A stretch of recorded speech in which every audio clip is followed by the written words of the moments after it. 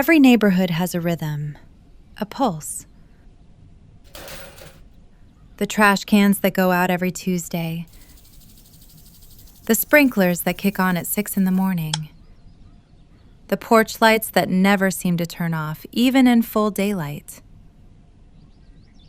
Sarah Miller had lived on Crescent Drive for just over 2 years before she started noticing the pattern that would eventually unmoor everything she thought she knew about herself, her home, and her daily life.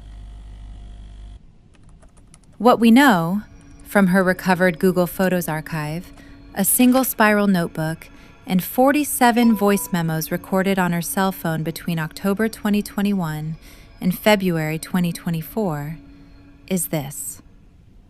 Every morning at 7:14 a.m., she waved to her neighbor.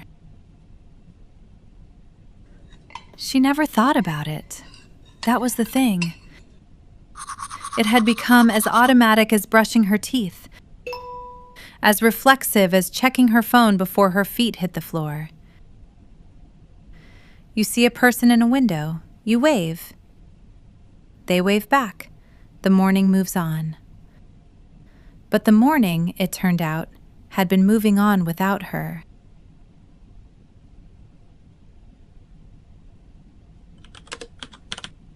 Sarah Miller was 34 years old, a freelance data analyst who worked from home and preferred it that way. Her mornings were precise. Coffee at 7 a.m., shower at 7:30, first email by 8:15. She had the kind of life that ran on a track.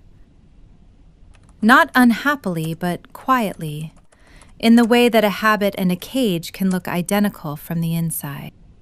She had never learned his name. She thought of him simply as the neighbor. A quiet guy who existed in your peripheral vision and felt like furniture. Familiar, unremarkable, safe. She would later describe the wave in her notebook as the kind of thing that made the morning feel inhabited. Not lonely, inhabited. The moving truck arrived on a Tuesday in late September 2023. Sarah went out to introduce herself the way you do, and found herself talking to a young couple named the Delgados. Friendly, tired from the move, the kind of people who apologize when their dog jumps up. She mentioned, the way you do, the quiet guy across the street. Said it warmly, said it like a small gift she was handing over. Marcus Delgado told her the house had been vacant for going on 4 years, tied up in a probate case, a family dispute over the estate, the realtor had mentioned it. Apparently, it had taken ages to get the property cleared for sale. Sarah smiled and nodded, said something like, "Oh, weird. I thought I'd seen someone." The way you do when you're not ready to think about what you just heard. She walked back to her house. She stood at the kitchen window and looked at the upstairs window across the street for a long time. The curtains were still. She told herself it was nothing. A tenant the realtor hadn't disclosed. A squatter. There were 100 explanations that didn't require her to examine the knot forming slowly in her chest.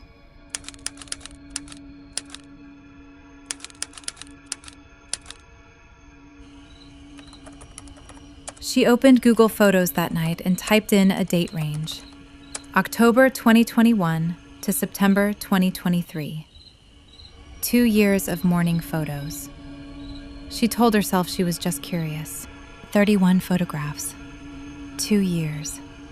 Every single one. The silhouette was always there. Same height, same angle, one hand partially raised.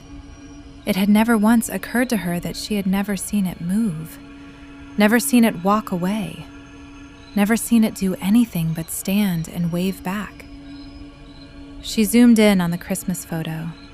The figure was barely visible, a gray smear in a gray frame. She had captioned it, "Home for the holidays, just me and my coffee machine." His name was Raymond Chu, 61 years old, retired logistics coordinator. He had lived alone on Crescent Drive for 17 years. He died sometime in July 2019, and due to the dry heat of that summer, his body had been significantly desiccated by the time a mail carrier finally reported a concern. The article did not include a photo of Raymond Chu. Sarah read it 3 times. She did not sleep that night. She stood at the kitchen window the next morning and did not wave. She stood with both hands wrapped around her mug, watching the window across the street, and she did not wave. The figure did not wave. She had expected that. What she had not expected was that the figure would remain. She had imagined, without fully forming the thought, that not waving would break something, dissolve the habit, the trick of her own pattern-seeking brain. Instead, the silhouette simply stood, still, waiting, the way it always had.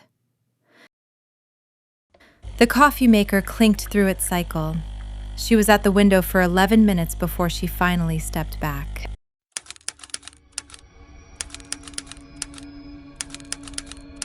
The thing, she had stopped calling it the neighbor by then, only existed inside her morning ritual. It needed her routine the way a reflection needs a mirror. She found Raymond Chu's obituary through the county records. There was a photograph, a headshot, taken sometime in the mid-2000s. Raymond Chu was a stocky man with a broad face, silver hair, glasses. He was smiling in the way people smile when someone tells them to look natural. He looked nothing like the silhouette. Raymond Chu was not standing at that window. Her notebook, recovered by investigators, contained 41 pages of observations. On page 37, written in a hand that was measurably shakier than the entries that preceded it, was a single line.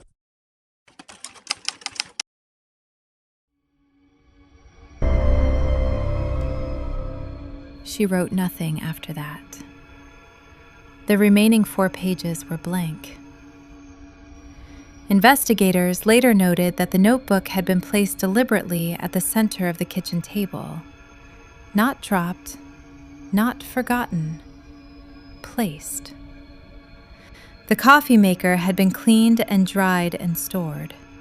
The curtains over the kitchen window had been left open. At 7:14 the following morning, the upstairs window across the street was empty.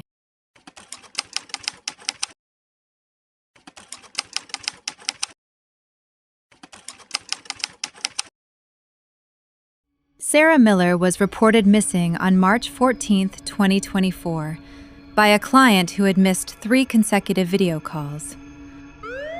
Harlow Creek PD entered the property on March 17th. The house was found in a condition investigators described as perfectly staged. Every dish was clean. Every surface was wiped. Her laptop, her phone, and her car were all present.